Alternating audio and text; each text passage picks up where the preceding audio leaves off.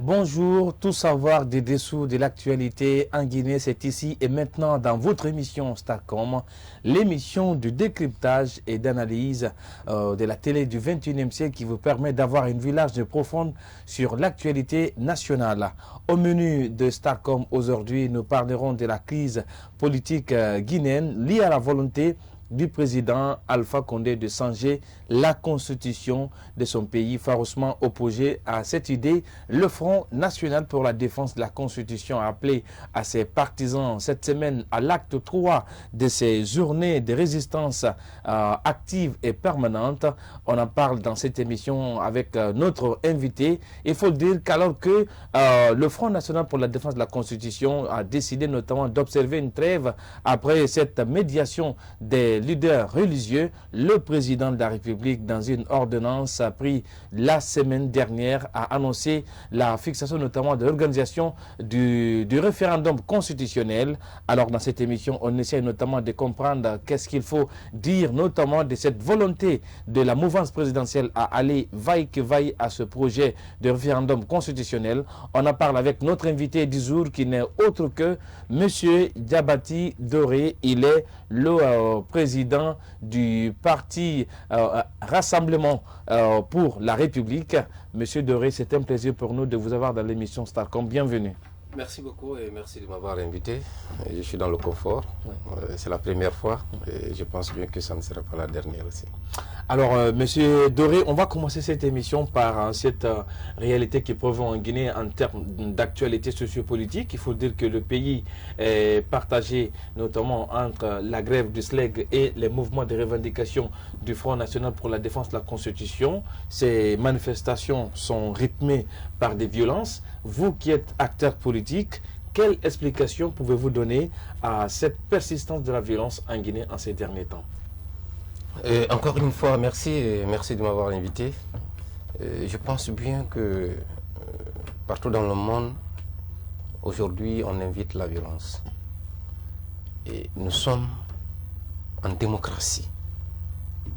Et qui parle de démocratie, c'est la loi, surtout notre constitution actuelle, dans son article 10, qui donne l'autorisation à une manifestation. Mais une manifestation pacifique. Et si l'opposition décide de manifester, l'État aussi a le rôle d'encadrer les manifestants. Mais c'est le contraire de chez nous ici. Et j'ai eu d'expérience en 96, c'était très jeune. Mais vous savez que j'ai commencé la politique il y a de cela 17 ans. Et une fois en vacances à Abidjan, j'ai assisté à des manifestations de l'opposition, d'Adjamé jusqu'au plateau. Mais les policiers, les gendarmes étaient là à encadrer. Du début jusqu'à la fin, il n'y a même pas eu de blessés. À plus forte raison, des morts. Maintenant, selon vous, à qui la responsabilité? La responsabilité incombe à l'État. Parce que l'État doit anticiper les choses. Mais encadrer une manifestation, ce n'est pas une montagne à déplacer. Je crois que c'est très simple. Les policiers sont formés de ça. Les gendarmes aussi reçoivent aussi des formations par rapport à ça. Parce que nous sommes en démocratie. Il faut laisser la liberté. Et vous voyez aujourd'hui la pluralité des partis politiques parce que nous sommes en démocratie. La pluralité aussi des médias parce que nous sommes en démocratie. Et c'est la même démocratie aussi qui donne la manifestation. Mais qu'est-ce que l'État doit faire? C'est l'État qui autorise, mais en même temps, l'État aussi sécurise. La responsabilité incombe bel et bien à l'État. Alors, parlons de l'autre crise qui paralyse également le secteur de l'éducation en Guinée. C'est en ce qui concerne notamment la crise autour notamment des revendications syndicales menées par le SLEG d'Aboubacar Souma. Aujourd'hui, vous, en tant qu'homme politique, quelle est votre lecture de la situation? Comment est-ce que vous apercevez cette crise? Écoutez, ça fait presque 10 ans maintenant que je pourrais dire que l'éducation est à lambeaux. Et vous constaterez que chaque année, il y a quand même des régressions par rapport au niveau des élèves et des étudiants dans notre pays. Cela explique à quoi? Parce que l'État ne fait pas face à l'éducation. Alors qu'un pays qui veut se développer doit mettre un accent particulier à l'éducation. Parce que tout commence par là. L'éducation. Vous voyez la Chine, vous voyez la Corée. Les gens quittent partout pour venir se former. Parce qu'ils ont mis un accent particulier à l'éducation. La crise, c'est vrai que moi je n'aime pas qu'au moins, même si c'est 1 ou 2 journées, que les enfants restent à la maison que parce qu'il y a la grève. Non. L'État, parce que il y a un bras de fer aujourd'hui. Mais l'État aussi, comme j'aime le dire souvent, doit anticiper les choses. Parce qu'avant de commencer la grève, je crois qu'il y a des préavis de grève. Qui est lancé. Et SLEG fait toujours. Il le fait toujours. Mais si les syndicalistes lancent un préavis de grève, qu'est-ce que l'État doit faire? L'État doit immédiatement prendre ses responsabilités en invitant les syndicalistes autour de la table pour en discuter ou en débattre et trouver une solution pour ne pas que les enfants restent à la maison. Ce qui n'est pas fait en passant. Ce qui n'est pas fait. Chaque année, on a... Mais vous-même, vous le savez. Les conséquences sont énormes. Les conséquences sont énormes. Oui. On a enregistré l'année passée. Il y a eu des mois ici où il n'y a pas eu de cours. Les examens, on les a tenus en quel mois? Presque même les enfants n'ont pas eu de vacances. Mais ce n'est pas normal dans un pays. Oui. Alors, surtout un pays comme la Guinée. Alors, M. Doré, on revient notamment dans l'aspect politique de la crise en Guinée.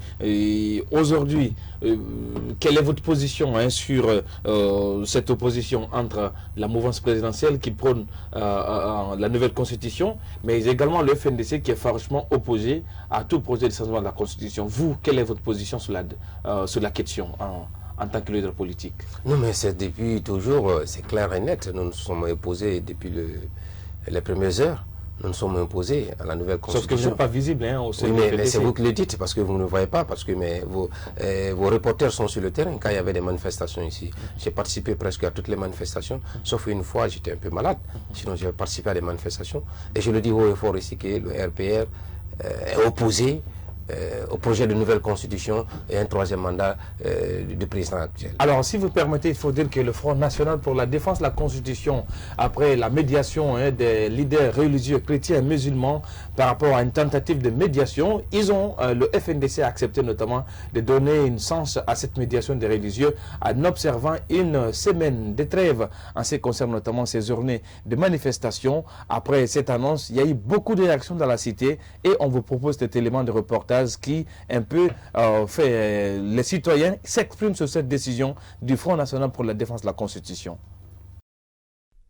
Après les journées de mobilisation et de résistance active et citoyenne du Front National pour la défense de la Constitution, c'est la trêve. Une trêve d'1 semaine obtenue par les chefs religieux, préoccupés par les violences et le climat de tension qui règne dans le pays. En échange, le Conseil des sages est appelé à dissuader le régime de Conakry dans son projet de nouvelle constitution. Tel est le mandat que lui a confié le FNDC. Réussira-t-il ou pas? Une chose reste claire, rien ne vaut la paix. Donc c'est un espoir pour les Guinéens. Inch'Allah, nous espérons que cette fois-ci, ça soit une vraie sortie de crise.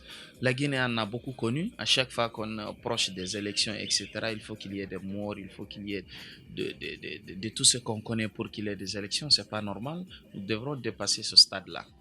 L'implication des religieux dans la résolution de la crise politique en Guinée est aussi saluée dans la cité, sans peur ni crainte. Ces citoyens se félicitent de pouvoir vaquer librement à ses affaires. Pour moi, c'est un joie chez moi ce matin. D'après l'annonce d'hier, on est beaucoup émis ce matin, quoi, en un mot. Vu tout ce qui se passe en Guinée à l'heure là, donc ce matin, on a la paix du cœur pour le moment. On ne peut seulement qu'appeler les Guinéens à la retenue et que les deux camps puissent s'entendre et qu'on sorte de la situation là. Vu cette situation dommage que le pays est en train de traverser maintenant, tout ce qu'on peut dire aujourd'hui, c'est à la retenue. On appelle tout un chacun à la retenue et aux deux camps de s'entendre surtout. À Conakry comme à l'intérieur du pays, nombreux sont ceux qui s'accordent sur l'importance des leaders religieux dans la recherche de la paix en Guinée. Ils ont certes pris le train en marche, mais il n'est jamais trop tard. Mimmiɗo wawi wolde ɗum ɗon affaire FNDC bon terlen imamuɓe religieux ɓen koɓe jaɓani ɓe kon no moƴƴi kono yo imamuɓe andu si tawi laamu ngun jaɓali. Je salue la démarche des religieux envers le FNDC. Les religieux doivent comprendre si c'est le parti au pouvoir qui pose problème, qu'il regagne le peuple parce que les musulmans et chrétiens, chacun a un rôle à jouer dans le respect de la loi.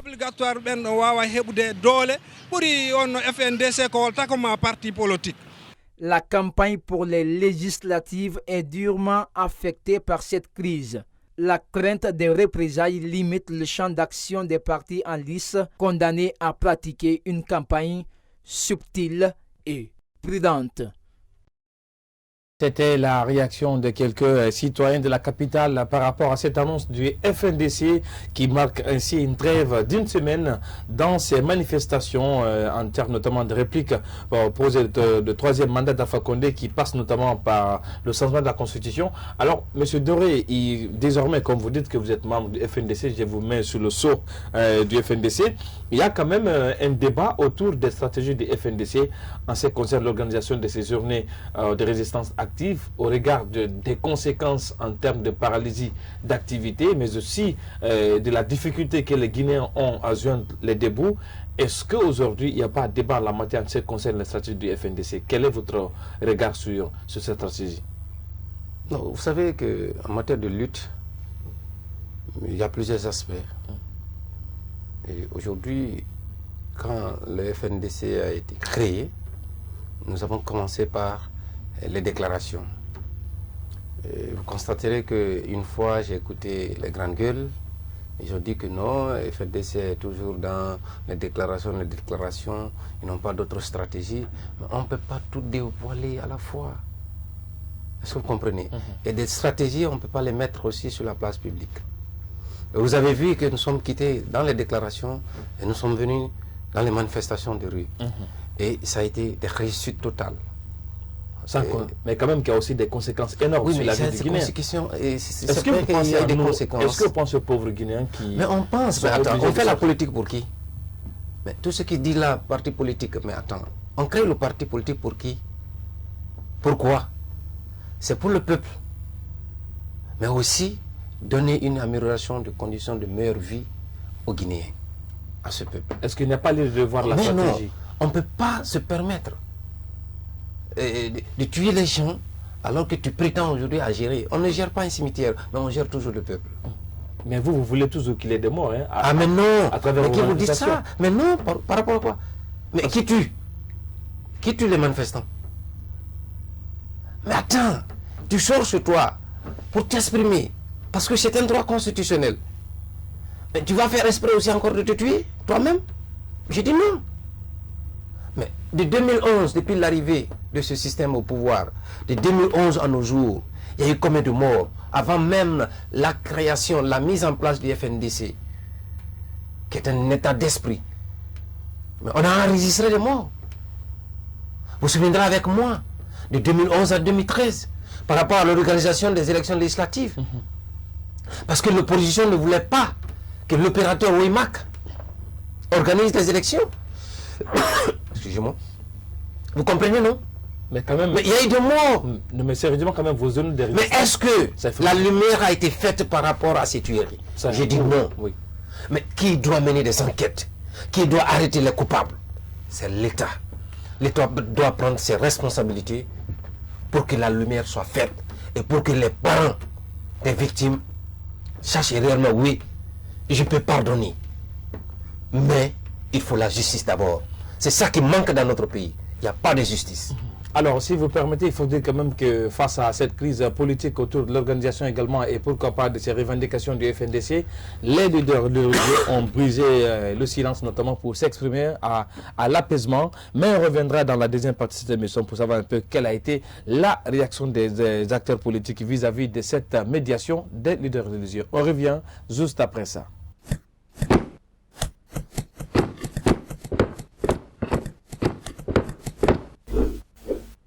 Star Virtual TV Guinée est une succursale de la télévision américaine Star 21.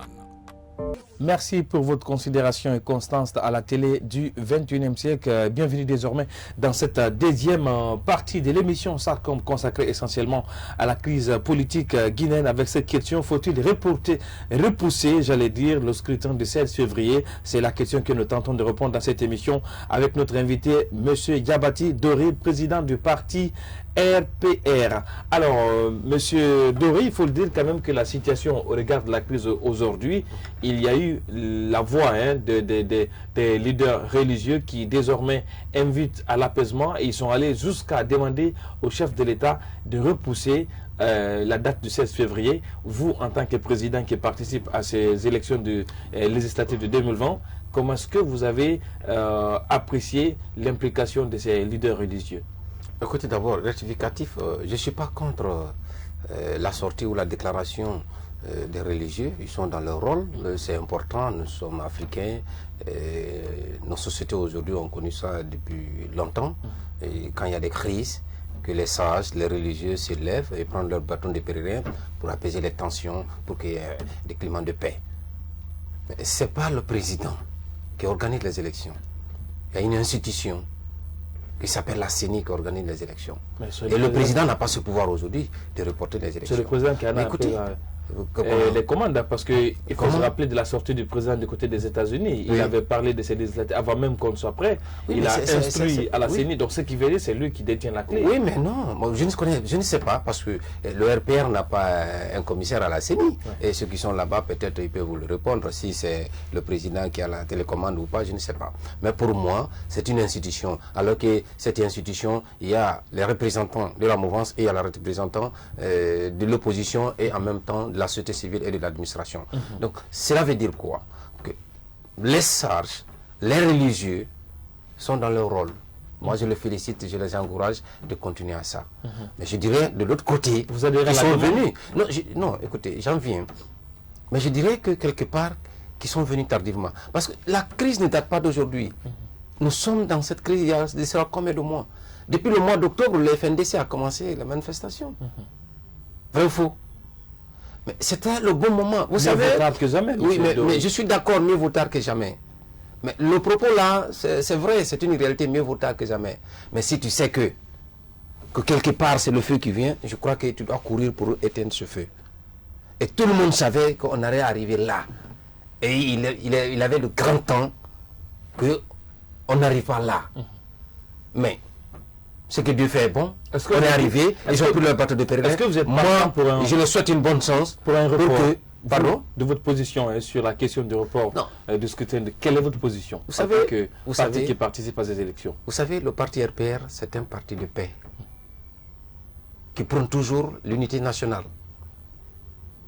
Et donc, si ce report peut nous amener la paix, si ce report peut faire de sorte que tous les acteurs se retrouvent pour compétir, parce que quelque part, les gens pensent que nous, les partis qui sont à notre première expérience en matière des élections législatives, que nous avons peur aujourd'hui pour que les autres partis qui ont participé à 2 ou 3 ou 4 élections, que nous avons peur aujourd'hui qu'ils reviennent dans la course. J'ai dit non. Nous, on n'a pas peur de compétir avec qui que ce soit. Nous sommes un parti responsable et nous avons travaillé sur le terrain. Pour nous, c'est le terrain qui commande. Alors, donc, s'ils reviennent sur le terrain, nous allons y participer toujours aux élections législatives, parce que nous avons confiance à ce que nous avons pu faire sur le terrain. Alors, si vous permettez, alors on va partir avec cet autre élément de reportage consacré à cette ordonnance du président de la République qui, pour certains notamment, est un nouveau pas vers le référendum constitutionnel. On suit ça et on revient juste après. Le président Alpha Condé passe à la vitesse supérieure dans son projet de nouvelle constitution. Dans un décret lu sur les médias d'État, Alpha Condé fixe quelques contours du référendum. Une nouvelle approche qui choque plusieurs citoyens rencontrés ce jeudi. Et ceux qui ont la voix haute là, ils n'ont qu'à faire passer par tous les moyens possibles pour dire au président vraiment de renoncer à sa position. Dans tout le pays presque, il y a de la violence. Vraiment, la violence ne nous avance pas. La guerre nous détruit. Le président n'a pas le droit de changer la constitution parce que ça a été déjà fixé longtemps. Donc tout ce qu'on va dire au président de la République, c'est de laisser l'opportunité pour les autres présidents aussi. S'il y a le changement de président dans le pays, ça évolue le pays. Le décret du président Alpha Condé ne précise aucune date pour la tenue du référendum. Il explique cependant le rôle de la CENI dans ce processus.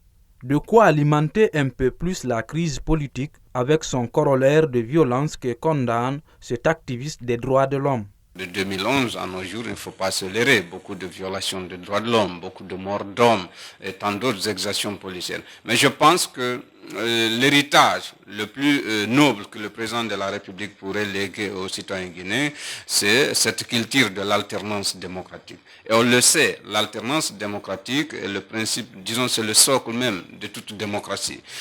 Si le président de la République pouvait renoncer à ce projet conflictuel et appeler les acteurs politiques, quitte à reporter ces élections et les coupler, élections présidentielles et élections législatives vers le mois d'octobre, novembre 2020, assainir le fichier électoral. Moi, je pense que c'est le plus beau cadeau que le président de la République pourrait léguer aux populations guinéennes.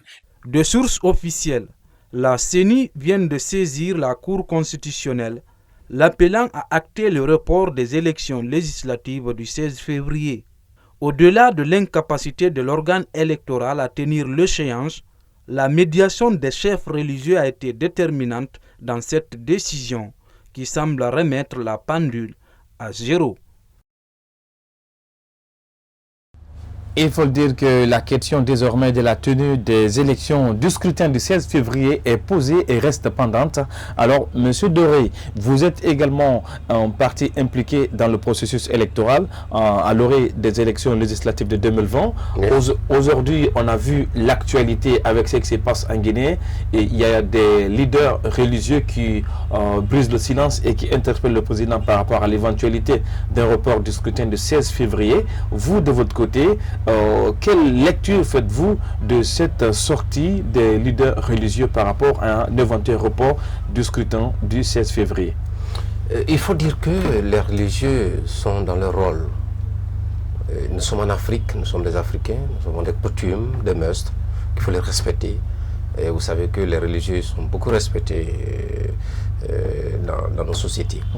Donc si nos religieux ont pris leur bâton de pèlerin pour interpeller aujourd'hui par rapport à la crise qui assaille la Guinée, et je crois qu'ils sont la bienvenue, parce qu'un pays ne peut pas avancer, ne peut pas se développer sans la paix, sans la quiétude sociale. Il est important aujourd'hui que les Guinéens se retrouvent pour dire oui, où nous allons. D'où vient la Guinée? La Guinée vient de loin. Donc nous n'avons plus besoin maintenant de s'entretuer ou de s'entre-déchirer. Et donc les religieux, moi je dirais que vraiment ils sont dans leur rôle. C'est important aujourd'hui qu'ils prennent leur bateau de pèlerin pour vraiment pour prêcher, pour que les gens comprennent que oui, nous avons quelque chose en commun. C'est la Guinée. Alors par rapport au report des élections, je ne vois pas aussi tellement de problèmes par rapport à ce report. Le report, ça sera dû à quoi?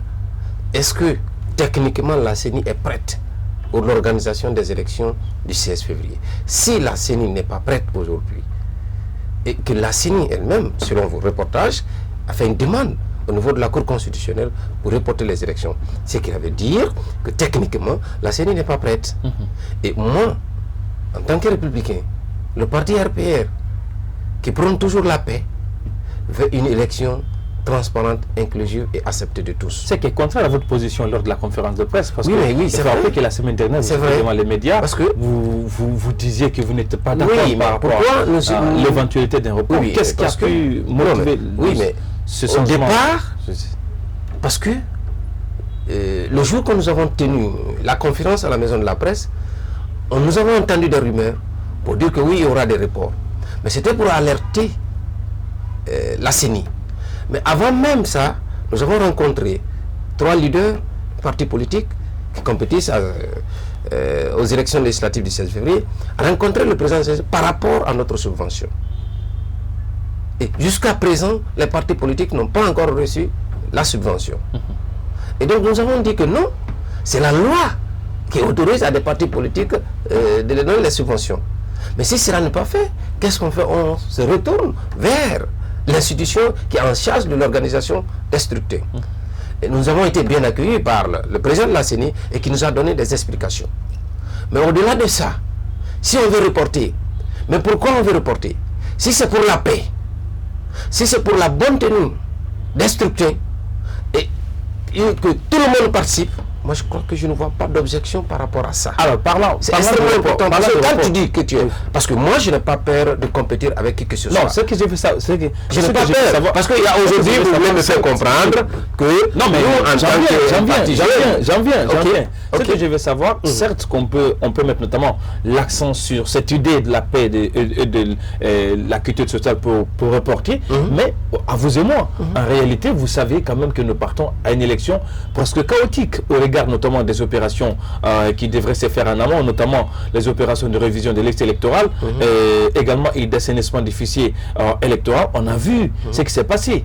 À part même la question de la paix, consciencieusement, au regard de toutes ces imperfections, on ne peut pas aller au scrutin du 16 février. Est-ce que vous êtes d'accord avec moi? Non, écoutez, vous savez, l'organisation d'une élection, c'est un chronogramme. Normalement, avec une institution vraiment qui veut organiser une élection crédible et transparente, doit dérouler d'abord le chronogramme jusqu'à le jour J. Mais qu'est-ce que la CENI a fait? La CENI a donné d'abord, c'est-à-dire, il a mis d'abord les charrues avant les bœufs. Et vous avez cautionné ça? Non mais écoutez, vous avez cautionné parce que nous sommes un parti politique. Écoutez, vous avez non, c'est pas moi, c'est le parti. Non, c'est pas moi, c'est le parti. Je parle de le parti parce que l'opposition plurielle justement, c'est par rapport à tous ces errements de la CENI qui n'ont pas voulu participer au processus. Oui, mais attends, vous avez dit l'opposition parti. Quand tu dis l'opposition plurielle, mais attends, il y a une partie de l'opposition qui a participé. Moi qui vous parle, le RPR est de l'opposition. Mais attends, mais attends, nous sommes de vraies oppositions. Non, monsieur s'il vous plaît. UDG de Mamadou Sylla est de l'opposition. Nous sommes tous membres de l'opposition républicaine. Attends, la vraie opposition, qu'est-ce que tu appelles la vraie opposition? Celle qui... Oui, attends, vous savez, dans notre pays... Attends, s'il vous plaît. Dans notre pays... Sur la carte... Non, dans notre pays... Attends, je ne suis pas d'accord avec vous. Ça quand même. Non, je ne suis pas d'accord avec vous. Tu es libre de les appeler grands partis ou petits partis. Ça, c'est votre opinion. Mais ce que je m'en vais vous dire, vous faites comprendre aujourd'hui aux Guinéens ou à la face du monde que sans les partis politiques qui ont compéti en 2010 et en 2015, que si on organise une élection sans eux, que ce n'est pas une élection. Pourquoi? Pourquoi ce n'est pas une élection? Maintenant, est-ce que ce qui s'est passé au Bénin, ce n'est pas une élection. Mais attends, pourquoi? Ça, ce n'est pas une élection. Mais pourquoi? Ce n'est pas une élection. Mais dis-moi, pourquoi ce n'est pas une élection? Parce qu'il n'y a pas l'expression de la pluralité. Comment l'expression de la pluralité? Mais attends, s'il y a une frange de l'opposition qui participe à une élection, tu ne peux pas me dire que ce n'est pas une élection crédible? Les 30 partis qui ont compéti pour ces élections législatives, tu peux me dire que ces 30 partis sont de la mouvance? Des partis appendices? Quel parti appendice? C'est des partis appendices. Mais non, payés par l'État. Quel payé par l'État? Jamais. Peut-être tu parleras d'autres. Mais nous sommes un parti responsable et nous avons mis l'argent dans la poche. Nous avons contribué pour payer. Vous avez donné l'argent ou vous avez mis l'argent dans la poche? Mais non. Mais écoutez, nous sommes un parti responsable. Nous sommes implantés à l'intérieur du pays et nous sommes même implantés. C'est la Guinée qui me suit. C'est pas la Guinée seulement qui me suit. C'est le monde entier. C'est le monde entier qui me suit. Parce que je suis réellement sarventien. Donc ce que je vous dis, vous pouvez les vérifier. Parce que le journalisme aussi, c'est la vérification de la véracité des choses. Donc je vous dis que le RPR, c'est un parti responsable. Et ce n'est pas le président qui a décidé de participer aux élections. Quand on est président, c'est qu'il y a des hommes derrière et des femmes. C'est des structures de partis, c'est des structures du RPR qui ont décidé qu'il faut participer aux élections législatives. Est-ce que vous comprenez? Vous êtes à votre combien expérience électorale? Nous sommes deuxième. Les élections locales passées, nous avons participé. Est-ce que vous comprenez? Oui, mais nous avons participé, comment on appelle, nous avons présenté des candidats à Matoto et en forêt, mais nous avons eu partout des conseillers. Et donc, ça nous fait aujourd'hui un parti responsable. Et si le parti a décidé cette fois-ci encore de participer, parce que l'élection législative et l'élection communale, il y a une grande différence. Parce qu'une élection législative, c'est une élection nationale. C'est de savoir réellement quel est ton poids électoral. quand quelqu'un, un parti politique dit aujourd'hui je suis 3e ou 4e force politique, parce qu'il a compéti avec une élection nationale. Et c'est en fonction de ça qu'on les qualifie. C'est pour cette raison, nous aussi on veut compétir pour voir aujourd'hui. Moi je n'ai pas peur, écoutez, dans les règles de l'art, depuis mon jeune âge, je n'ai pas peur de la confrontation, même avec vous les journalistes, avec n'importe qui. Moi je suis aujourd'hui que tout le monde participe. Et nous allons avoir des députés à l'Assemblée nationale parce que nous ne minimisons pas le travail que nous avons pu faire pendant 5 ans. Le parti existe, il y a de cela 5 ans. Et donc, c'est pour cette raison, nous voulons participer à ces élections législatives pour montrer aux Guinéens et à la face du monde que oui, il y a un parti qu'on peut faire confiance et qui est l'espoir aux yeux de la jeunesse guinéenne. Alors, on va aller notamment sur cet aspect par rapport à parlant de cette crise qui prévaut notamment au niveau de l'organisation des élections législatives, mais nous revenons pour parler désormais de la possibilité d'un report et la justification également sur cette réaction des acteurs politiques sur la médiation des leaders religieux, mais c'est juste après cette courte pause.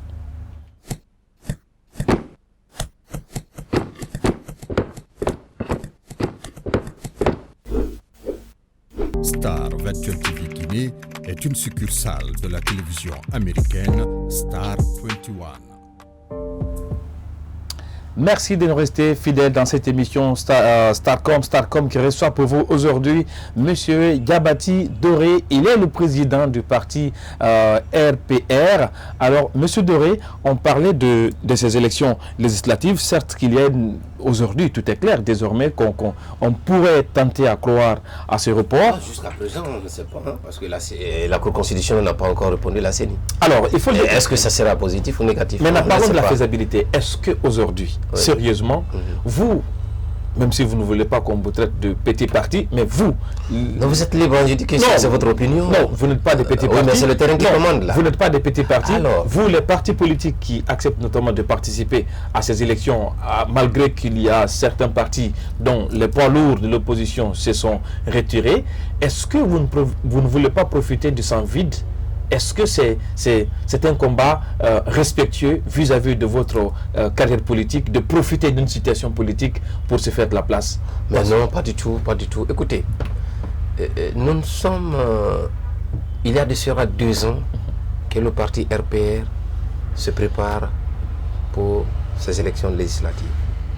Et on savait pertinemment que tous les partis politiques, et même les partis que tu dis grands partis politiques, allaient compétir. Mais nous avons pris la décision il y a de cela 2 ans pour participer à ces élections. Donc je vous avais dit que nous n'avons pas peur, que ce soit. Mais pourquoi nous voulons participer à ces élections? C'est d'empêcher le RPG d'avoir la majorité à l'Assemblée nationale et faire les lois comme ils veulent, faire des budgets comme ils veulent. Non! Il faut tout faire d'empêcher le RPG d'avoir les 2 tiers à l'Assemblée nationale. C'est cette raison que nous voulons compétir. Et c'est extrêmement important. Il ne faut pas laisser un parti politique à s'octroyer tous les députés, la majorité. On connaît déjà le RPG, on connaît son poids politique sur l'échiquier politique guinéen. Et tout le monde connaît le score que depuis 1993 jusqu'à nos jours, ce que le RPG gagne, c'est 18% là.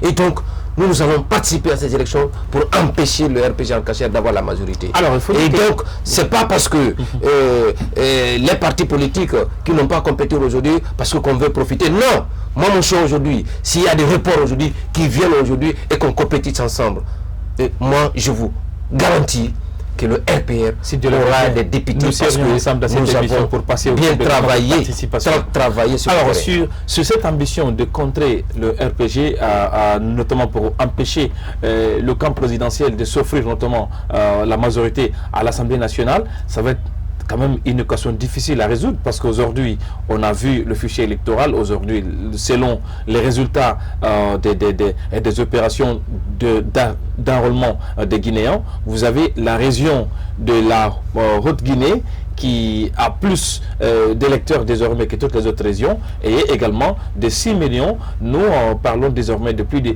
8 millions d'électeurs, et avec tout ce qu'on a dénoncé comme enrôlement des mineurs, et puis de la capacité de la manne financière du camp présidentiel. Aujourd'hui, tous les ministres sont en campagne. D'ailleurs, la stratégie, chaque ministre est aujourd'hui sur la liste de sa ville natale. Comment est-ce que vous pouvez contrer le camp présidentiel réellement? Oui, mais ça ne date pas d'aujourd'hui. Depuis 2010, quelle est votre marge de manœuvre? Non, depuis 2010, nous insistons qu'à chaque fois qu'il y a des élections, qu'on vide la caisse de l'État et puis pour partir à l'intérieur.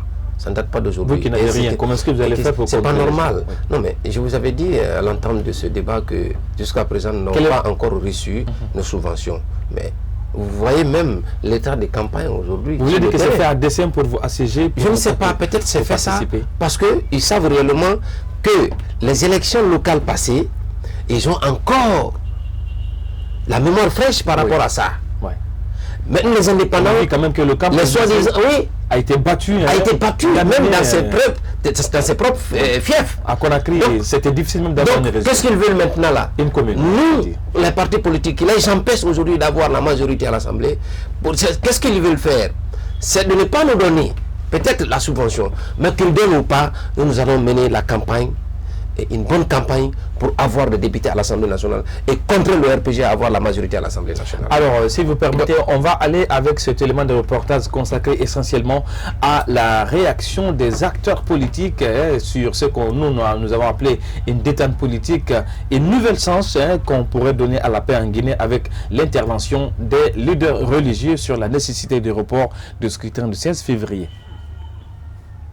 Le Front national pour la défense de la Constitution lâche du lest. Suite à la médiation de chefs religieux, ces leaders s'engagent à interrompre les manifestations pendant une semaine. À l'Union des forces démocratiques de Guinée, l'initiative de chefs religieux est une nouvelle chance pour la paix en Guinée. Est-ce que le pape peut penser une seule fois ou les archevêques modifier la Bible pour que le pape reste indéfiniment comme il veut ou bien que les archevêques restent indéfiniment? Est-ce que les responsables religieux musulmans pensent une seule fois modifier le Coran pour s'éterniser à leur poste? Nous acceptons la trêve d'une semaine, la semaine prochaine, le temps de donner la chance aux religieux de voir s'ils peuvent mettre en place, avoir un accord de l'autre côté pour que le processus électoral soit suspendu jusqu'à ce qu'on puisse discuter, si vous voulez, des conditions d'organisation d'une élection libre, transparente et crédible et inclusive. À l'Union des forces républicaines, le ton est un peu plus amer. Après avoir pris acte de la médiation des leaders religieux, certains ténors du parti affichent prudence et fermeté à l'égard du régime. Quand les chefs de ces religions donnent un ton, il est de son devoir de respecter. Mais malheureusement, nous avons affaire à quelqu'un qui est un va-t-en-guerre, qui ne veut écouter personne, qui ne pense qu'à lui et pas à la Guinée. C'est une question de survie. On est obligé de nous battre pour défendre notre constitution, pour défendre les règles et les principes que nous avons dans notre pays. Sinon, c'est ouvrir la boîte à Pandore. Quiconque viendra ici changera comme il veut les lois de notre République. Et nous ne voulons pas ça. Alpha doit se soumettre aux lois de la République. Il ne doit pas être le rebelle de cette loi-là. Aujourd'hui, il se comporte en rebelle contre les lois de notre pays. Les lois qui l'ont mis là. Malgré l'implication de chefs religieux, la mouvance présidentielle avance chaque jour vers les élections sans les principaux partis de l'opposition.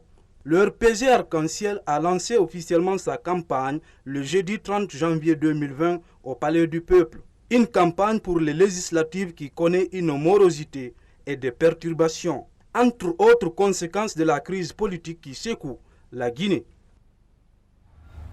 C'était la réaction des acteurs politiques sur cette détermination du pouvoir d'Alpha Condé à aller vaille que vaille au scrutin du 16 février. En tout cas, un scrutin qui reste largement menacé. On va voir si il sera respecté. Alors, M. Doré, il faut dire qu'il y a beaucoup de partis politiques qui, certains sont à la première, d'autres une deuxième expérience électorale, et notamment c'est votre cas. Et la grosse question qui fulmine dans les débats, celle de savoir pour quelle raison peut-être les Guinéens peuvent être tentés à renouveler la classe politique guinéenne. Oui, mais je crois que la Guinée ne peut pas rester comme ça, parce que nos aînés qui sont là, Et tu sais, l'homme, tu nais, et puis tu grandis, après mais tu vieillis aussi. Et donc, on ne peut pas laisser dans le vide. Si vous voyez aujourd'hui que nous, les jeunes, nous avons eu le courage de s'intéresser à la politique, parce que moi, depuis un jeune âge, j'ai eu la passion de la politique. Est-ce que vous êtes une victime politique? Parce qu'en général, les jeunes, ils adhèrent au parti, c'est quand ils savent qu'ils n'ont pas de possibilité de se faire une place au soleil, on essaye. Non, moi j'ai commencé... Est-ce que vous êtes un profitard également de la situation? Permettez-moi de vous dire que depuis le collège, j'ai la passion de la politique à travers mon grand-père, qui était un fervent de partisan d'un grand parti, qui m'a initié à chaque fois qu'il y a des réunions, et c'est de là que j'ai pris le goût. J'ai eu la passion de la politique. Et donc j'ai commencé à militer dans des partis politiques avec les sous-sections, les sections. Et à l'université aussi, j'étais secrétaire administratif et porte-parole de la section scolaire et universitaire. Et donc je ne suis pas un novice. J'ai mes 17 ans de carrière politique. Et donc j'ai gravi les échelons. Mais à un certain moment, les amis sont venus vers moi pour dire, écoutez, on ne peut pas rester comme ça, de créer notre formation politique. J'ai eu la chance d'être élu comme le premier président du parti RPR par rapport à mes expériences du passé. Donc c'est pour vous dire que la politique, ce n'est pas du tout facile, surtout quand tu es de l'opposition. Mais qu'à cela ne tienne, il faut avoir un bon projet, un bon programme de société pour la population guinéenne et surtout pour ton pays. C'est ça que nous sommes en train de faire. C'est pour cela que nous courons de gauche à droite et nous voyageons chaque fois aussi pour rencontrer des bonnes personnes pour qu'on puisse avoir certaines expériences. Parce que le jour que nous serons au pouvoir, nous voulons changer la donne en Guinée. Alors, et surtout, nous allons commencer par l'éducation. L'éducation et l'agriculture. Parce que sans l'éducation, il n'y a pas de développement. Parce que tout dépend de l'éducation. Et vous-même, vous le savez, comment se trouve, à quel état aujourd'hui notre éducation se retrouve. Alors, il faut dire quand même qu'il y a cette question, parce que qui parle d'élections législatives parle beaucoup d'autres choses, notamment qui s'impliquent derrière. Aujourd'hui, à vous demander, vous, acteurs politiques, à quoi ça sert une élection législative dans un pays? Parce qu'on a vu la dernière législature qui s'est passée, il y a eu plus de 100 et quelques morts. On a eu une Assemblée nationale qui, par la suite, était incapable même de nous voter une loi portant réglementation du loyer en Guinée. Avec cette nouvelle législature, qu'est-ce qu'il y a de nécessaire aujourd'hui à avoir une Assemblée nationale? Qu'est-ce qu'il faut s'attendre notamment? J'avoue que au sein de RPR, nous avons un bon programme.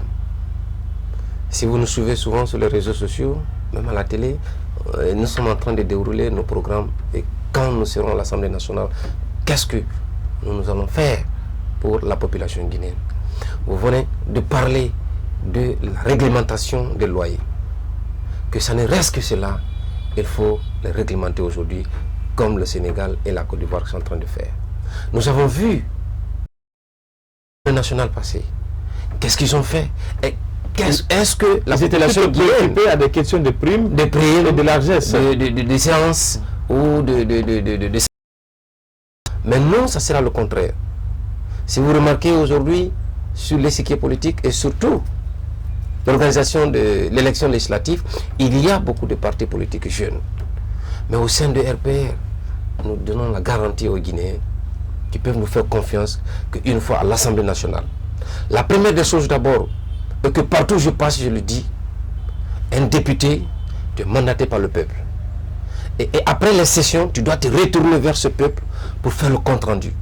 C'est du jamais vu en Guinée. J'ai eu de l'expérience en Côte d'Ivoire.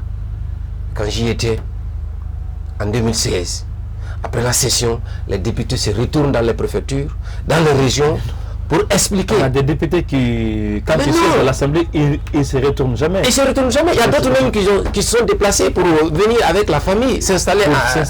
Non, c'est pas ça. C'est dommage.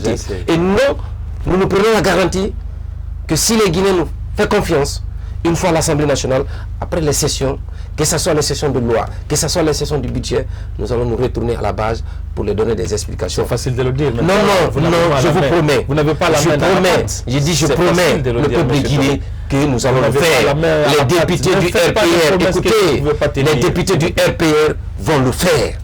Ça, je vous le dis. Vous savez, nous ne sommes pas venus en politique juste pour amuser la galerie. Nous voulons le pouvoir.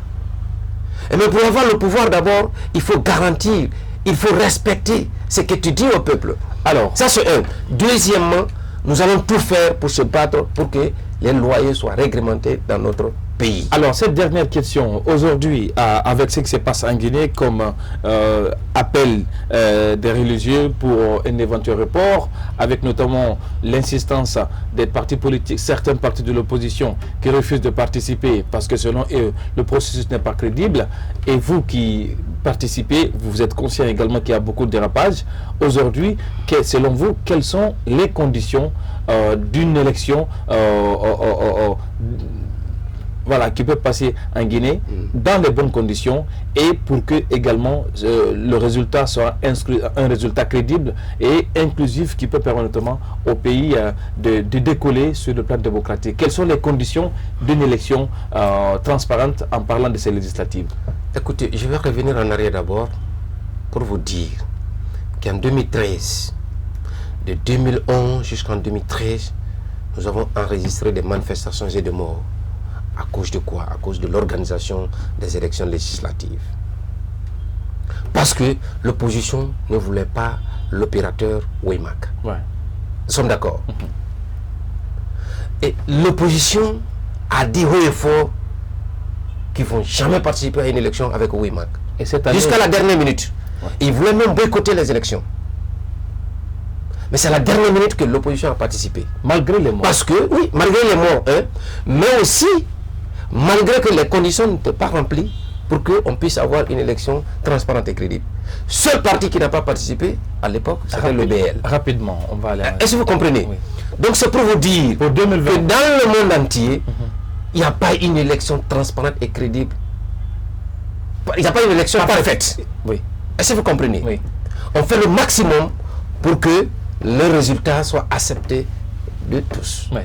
Et donc, nous allons participer à ces élections. Et je demanderai aussi à ceux qui n'ont pas pris part, s'il y a des reports, qu'ils puissent revenir pour que nous tous nous compétissions. À l'époque, quand tu demandais à l'opposition qui pouvait avoir au moins 30 députés, ils n'allaient pas croire. Ouais. C'est pour dire que tout ce que tu fais dans la vie, il faut y croire. Il faut avoir la confiance en soi-même. Donc nous avons confiance à notre formation politique. Nous avons la foi que tout ce que nous avons fait sur le terrain, comme le travail, ça pourra nous donner au moins un certain nombre de députés à l'Assemblée nationale. Et nous garantissons le peuple de Guinée que nous serons là pour les défendre. Et je vous le dis, je le répète encore, à chaque fois qu'il y a des sessions, après la session, nous allons nous retourner à la base. Ça, c'est une exigence. Ça sera la première en Guinée, et nous avons exigé que tous les députés du RPR se retournent à la base pour donner des explications fiables les lois qu'on a votées. C'est sur ces promesses du président, notamment M. Diabati Doré, président du parti RPR, que nous allons clôturer cette émission Starcom. Monsieur Doré, ça a été un plaisir pour moi de vous avoir dans l'émission Starcom. On espère tout simplement que ça ne sera pas la dernière fois. Merci merci beaucoup. Je crois que le plaisir est partagé. J'étais très heureux aussi. Et comme tu le dis, je crois qu'à chaque fois vous avez besoin de moi, et je serai là aussi pour en débattre de l'actualité. Et vous avez compris que c'est la fin de ce numéro de Starcom consacré essentiellement à la question sur l'opportunité de report ou pas du scrutin du 16 février 2020. Et il ne me reste qu'à vous dire, vous, merci, vous qui avez pris du plaisir à nous suivre sur la télé du 21e siècle. On se reprend dans la même émission pour un autre numéro de Starcom. Surtout, restez fidèles à cette chaîne, car le meilleur reste à venir.